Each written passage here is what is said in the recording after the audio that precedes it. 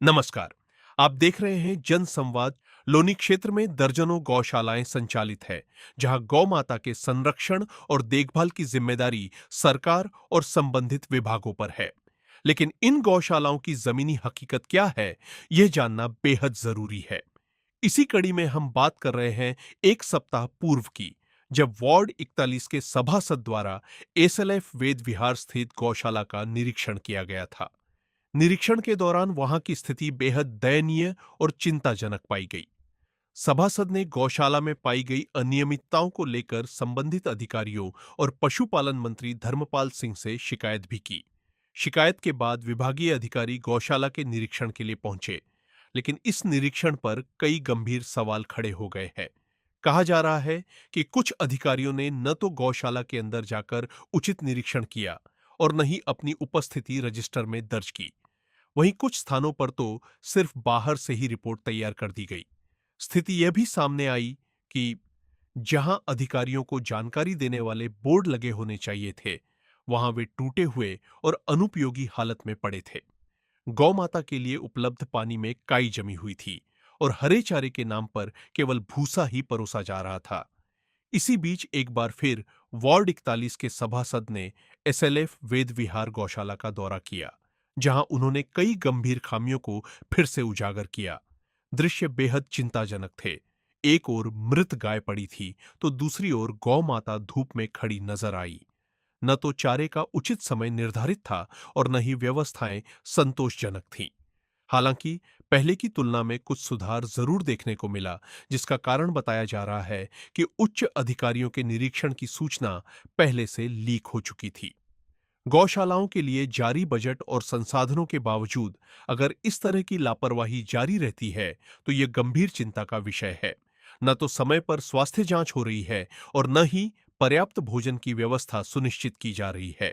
इस स्थिति के लिए कहीं न कहीं लापरवाह अधिकारियों की जिम्मेदारी भी तय होती है, जो जिम्मेदारी लेने के बाद अपने कर्तव्यों से पीछे हटते नजर आते हैं।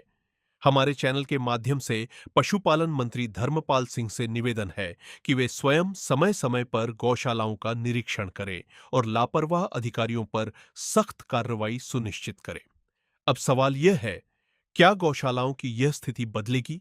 और इस पूरे मामले पर वार्ड 41 के सभासद अंकुश जैन ने क्या कहा, यह भी आगे सामने लाया जाएगा। अभी हम उपस्थित हैं लोनी नगर पालिका के वार्ड नंबर 33 में। वार्ड नंबर 33 में गौशाला के अंदर इस समय हमारी उपस्थिति है। यहाँ पर वार्ड 41 से सभासद आए हुए हैं। क्यों आए हुए हैं, किस लिए यहाँ आने की नौबत पड़ी, हम उनसे जानकारी लेंगे कि आखिर गौशाला के निरीक्षण करने की क्या जरूरत आन पड़ी। भैया, आपका नाम? अंकुश जैन, वार्ड नंबर 41 पार्षद। अंकुश जैन जी, हम देख रहे हैं कि इस समय आप वार्ड नंबर 33 में हैं और यहाँ पर जो गौशाला है उसके अंदर आपकी उपस्थिति दर्ज की जा रही है। आखिर ऐसी क्या जरूरत आन पड़ी कि आपको यहाँ आना पड़ा? देखो, ये पूरी लोनी नगर पालिका की गौशाला है और मेरा उस लोनी लोनी नगर पालिका के अंदर वार्ड नंबर 41 से मैं हूँ। मेरा दायित्व बनता है कि लोनी के अंदर चाहे कहीं भी भ्रष्टाचारी हो या कहीं ये गौ माता या नंदी बाबू हमारे इतने परेशान थे यहाँ, इनकी कहीं ना कहीं आवाज़ तक मेरे तक पहुँची और मैं इनके 1 हफ्ता या 10-15 दिन पहले भी आया था, तो मैंने देखा था कि यहाँ पे गायें और 2-3 गायें मरी हुई थी। पानी में की स्थिति भी बहुत खत्म थी, काई जमी हुई है। अच्छा, एक सवाल धूप और है में गाय और जैन नंदी साहब, एक खड़े थे। सवाल और है। आपने 15 दिन पहले यहाँ का निरीक्षण किया था और आज भी आपने निरीक्षण किया, उस दिन और आज के दिन में कुछ फर्क नजर आया? कोई फर्क नहीं है। आज तो सही पूछो, मुझे मुख्य पशु चिकित्सा अधिकारी के कहने के बाद मैं यहाँ पे आया। उन्होंने कहा कि आज हम तुम्हारी जो शिकायत थी उसमें निरीक्षण करने के लिए यहाँ पे आए हैं। जब मैं यहाँ पे आया तो पहले उन्होंने कहा कि हम अंदर गौशाला में निरीक्षण करके निकल लिए और हम आपसे शाम को 7 बजे बात करेंगे। जबकि मैं यहाँ पे आने के बाद पता चला कि अंदर कोई अधिकारी ही नहीं आया। कि कितना अधिकारी पागल बना रहा और एक जनप्रतिनिधि का आम जनता की क्या हालत कर रखी होगी इन लोगों ने। कागजों को लिपापोती से पूर्ति करना चाहेंगे, जमीन स्तर पर आना पड़ेगा। ये भाजपा की सरकार है। मैं इनको बताना चाहता हूँ, आपको जमीन पर आकर काम करना होगा ऑफिस से बैठ के काम नहीं होगा। आपके जो लोनी के विधायक हैं वो भी कहीं ना कहीं गौपालक हैं जी। और उनके ही कार्य क्षेत्र में अगर अधिकारी इस तरह का कार्य कर रहे हैं, ऐसे भ्रष्टाचारी और जो लापरवाह अधिकारी हैं, इनको हटाया क्यों नहीं जा रहा? क्यों उन्हें ऐसी कुर्सी पर बने रहने दिया है? देखो, वो उनका विवेक है, विधायक जी का अपना विवेक है कि वो यहाँ पे आके जांच करे या भ्रष्ट अधिकारी के खिलाफ एक्शन ले। उनके बारे में मैं क्या बता सकता हूँ? यदि उनका अपनी इच्छा शक्ति होगी आने की, देख रेख की, तो वे करेंगे। मैं दूसरे के बारे में क्या बताऊं? मैं तो अपने बारे में बता सकता हूँ। मुझे ये पता कि मेरी आत्मा और मेरा शरीर और मेरी सब कुछ शक्ति भ्रष्टाचार को खत्म करने में लगी हुई है और गौ माता के साथ।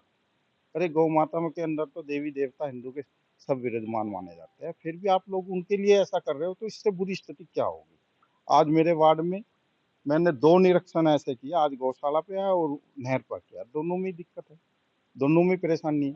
यदि हम नगर पालिका में चले जाए तो उन लोगों को ऐसा लगता है कि ये दुश्मन आ गए हैं, जबकि हम नगर पालिका के सदस्य हैं, अच्छा, एक सवाल और है जैन साहब, फिर भी उनके ये दिमाग में जो नहीं आपके आता। आरोप हैं ये अधिकारियों पे हैं या यहाँ के कर्मचारियों पे? क्योंकि यहाँ के कर्मचारी तो देखो, जहाँ कर्मचारी का इसमें कोई लेना देना नहीं होता। मेन होता है उसको नोडल अधिकारी क्या है। यदि अधिकारी ठीक है तो सब कुछ ठीक होगा। कर्मचारी, यदि मुझे बैठाओ एक दिन के लिए, कौन नहीं काम करेगा भाई? पैसा किस लिए ले रहे हैं? काम कराने वाले में क्षमता होनी चाहिए, काम होगा। जैसे कि मैं इनकी शिकायत कर रहा हूँ, तो क्यों नहीं शिकायत करते भाई? यदि किसी पे टेंडर है उसका निरस्त करो, ब्लैक लिस्ट पर हम करो, सब सुधर जाएंगे। और सुधारने की क्षमता तो हो इनके अंदर। क्षमता तो जब होगी जब भ्रष्टाचारी में लिप्त है ये तो लोग। कहीं ना कहीं आप कहना चाहते हैं कि इनकी क्षमता को भ्रष्टाचार ने खत्म कर रखा है। खत्म किया हुआ है और इस वजह से इनके अंदर कार्य करने की क्षमता ही नहीं रही। और ऐसे ही सब जगह भ्रष्टाचारी के, देखो मैं तो पर्दाफाश इनका करता रहूंगा जब तक शरीर में जान है। मैं भ्रष्टाचार के खिलाफ लड़ूंगा, लड़ता रहा और आगे भी लड़ूंगा।